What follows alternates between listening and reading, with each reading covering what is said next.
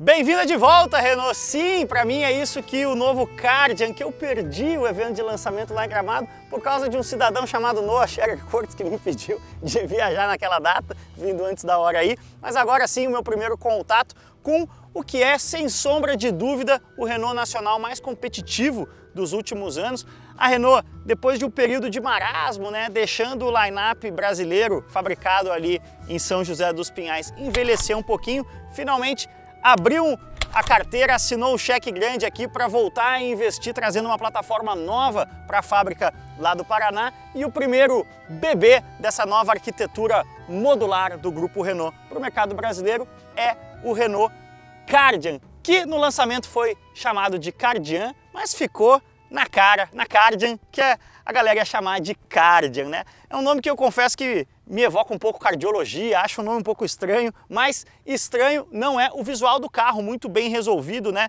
Derivado da geração mais recente do Dacia Sandero lá na Europa, que a gente não teve aqui no Brasil, e isso é muito bom, porque o Dacia Sandero vende a rodo na Europa e essa evolução dessa geração deixa esse carro bastante competitivo diante dos dois principais rivais que ele, olha, foi cirúrgico aí ao apontar a Renault para cima de Fiat Pulse e Volkswagen Nivus. E por que eu falo em competitividade? Não só aqui a gente tem uma plataforma tão moderna quanto a dos rivais e com algumas coisas técnicas interessantes, como principalmente na questão de preço. Um Kardian similarmente equipado a um Pulse ou um Nivus sai mais barato. Sim, o Kardian começa em 112 mil, sempre pelas versões com motor 1.0 turbo e câmbio de dupla embreagem de 6 marchas, né? Ou seja, ele custa 6 mil a menos do que um Pulse turbo com o CVT e 20 mil a menos do que um Nivus, né? Também o Nivus só tem o motor 1.0 turbo com o câmbio de conversor de torque. Interessante, né? São três concorrentes aí com receitas de motor muito similares, 1.0 turbo tricilíndricos, aqui são 125 cavalos e 22 kg de torque no etanol, 2 quilinhos a mais do que Pulse e Nivus, mas com filosofias de câmbio, cada um com a sua, né? Dupla embreagem aqui, conversor de torque no Nivus e CVT no Pulse. Lembrando que você pode ter um Pulse na mesma faixa de preço de um Kardian, mas aí com motor 1.3 Firefly. Falando em motor 1.0 turbo aqui, nada mais é do que uma versão cortada do 1.3 turbo que a gente tem no Duster, tem nas Mercedes também, enfim, é um motor que tem 70% de peças em comum com um 1.3 turbo 4 cilindros compartilhado entre Renault e Mercedes, então você pode dizer que o seu Kardian tem um motor com 70% de peças compartilhadas com Mercedes. Essa Premier Edition aqui, topzera das topzeras, custa 132 mil reais, aí sim você está mais ou menos no mesmo patamar de um Nivus Comfortline, que é similarmente equipado. Mas o interior desse carro aqui também se destaca. Olha só que interessante, botão de partida, couro no painel, isso você não vai ter num Nivus ou num Pulse. Volante aparentado do Megane E-Tech, né? Volante contemporâneo com o que a Renault está fazendo na Europa. A alavanca de câmbio aqui é o estilo Porsche 911, né? E vou repetir, a questão do câmbio de dupla embreagem torna esse carro dinamicamente bastante interessante. Outra coisa que me chamou muito a atenção, o suporte lateral aqui lembra do meu Sandero RS, tem uma pegada esportiva, não sei se intencional, mas tem muito apoio lateral aqui, bem mais do que em Nivus e Pulse, realmente parecido com o Sandero RS. E o carro também tem, nessa versão Premier aqui de topo, as assistências de condução, né? E o cluster configurável aqui você pode variar, né? Essa barrinha branca aqui nas laterais te mostra qual você está optando. E a principal aqui é a dos auxílios de condução do ADAS, que eu acho muito legal esse sistema da Renault, que coloca uma distância em segundos para o carro da frente como se fosse um Fórmula 1. Aí você pode manter, guardadas as devidíssimas proporções, né? Você pode manter também o conta-giros horizontal aqui ou uma tela calma, só com o velocímetro. Também um cluster mais interessante que o do Pulse e parelho com o do Nivus. O ar digital aqui é outra coisa legal dessa versão de topo, o que eu continuo não entendendo por que a Renault faz isso, né? Tendo um volante com tantos botõezinhos aqui, era tão fácil configurar um comando de áudio no volante, mas não, insiste aqui nesse satélite, né? A pessoa que não é renaulteira fica procurando, porque você não consegue enxergar, né? O volante tapa, mas depois que você se acostuma, aí sim você tem aqui o volume e a fonte, né, do som, tendo que navegar aqui por esse satélite. o mesmo satélite dos anos 90, de Meganes e Dusters e Sandeiros. O outro diferencial bacana do Kardian em relação a Nivus e Pulse está no entre-eixos maior, que faz com que ele tenha, sabe o quê?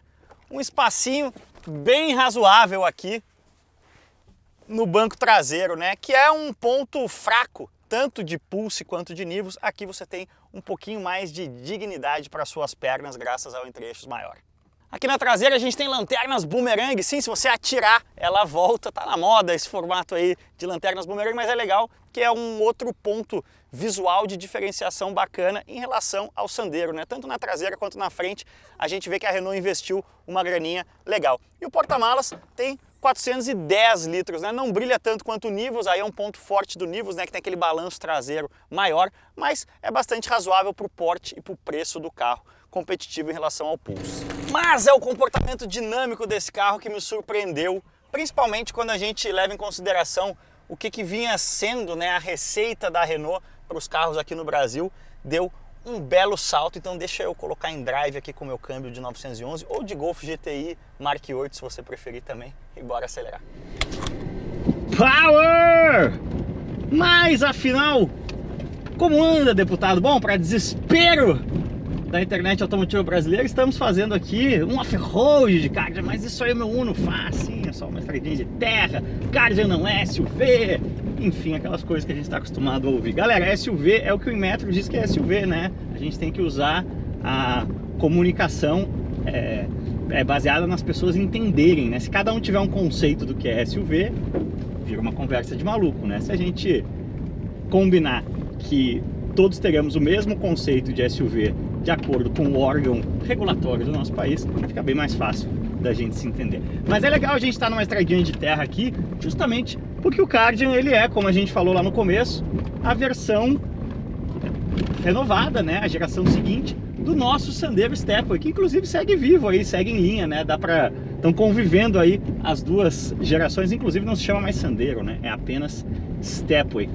E é um carro, essa plataforma do Sandero nova, traz o que a antiga tinha de melhor, que é essa questão de uma suspensão elevadinha, com um curso legal, robusta, mas uma plataforma bem mais atualizada, né? Um pouco mais de isolamento acústico. Aquela plataforma do Sandero estava bastante, ou está bastante cansada, né? A gente tem uma percepção aqui de qualidade de construção bem mais elevada, né? Eu diria novamente, apesar de estar um pouco repetitivo, né, um patamar semelhante aí ao que os arquirrivais Pulse e Nivus oferecem. Vocês veem aqui nessa batedeira de estrada de terra como a gente não ouve carroceria, ou melhor, peças do interior batendo, esse tipo de coisa, né? A gente tem uma sensação de firmeza bem legal.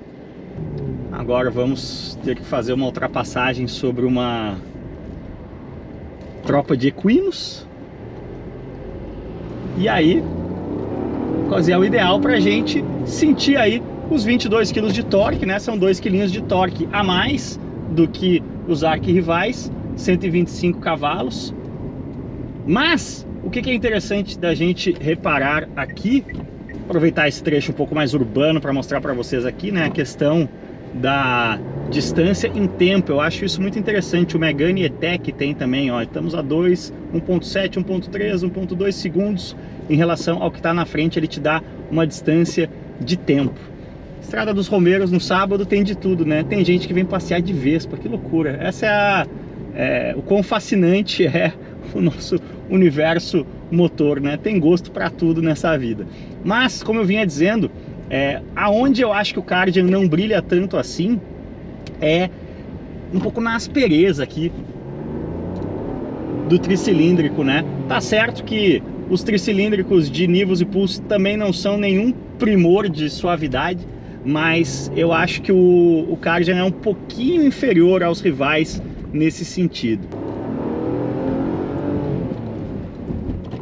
Quando a gente chama aqui, né, a aspereza do motor invade a cabine, mas ó, curveia legal, né? Também um mérito que o Sandero Stepway tinha, né, de ser um carro que é capaz de, tendo um curso de suspensão mais altinho, que é bom para esses quebra-molas, não é um carro bobão, né? Não é aquela suspensão macia que faz o carro rolar, até uma característica do Pulse, né? Os Fiat nacionais costumam ser um pouco mais molões nesse sentido. Aqui tem um acerto que eu ousaria chamar de europeu, um acerto que lembra mais até o acerto do Nivus, só que com um ponto H um pouco mais alto, né? Um curso de suspensão, uma altura do solo um pouco mais alto, você tem um pouquinho mais a sensação de SUV aqui no Kardian, enquanto no Nivus você tem realmente a postura de um polo com bunda longa, né? Ele não te dá aquela sensação de estar sentado mais elevado do solo.